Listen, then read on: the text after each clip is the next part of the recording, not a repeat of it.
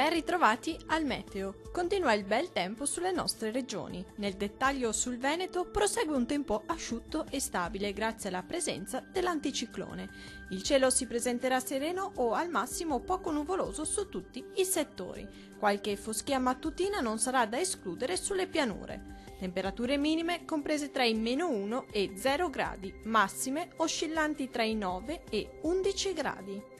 Diamo ora uno sguardo al Friuli Venezia Giulia.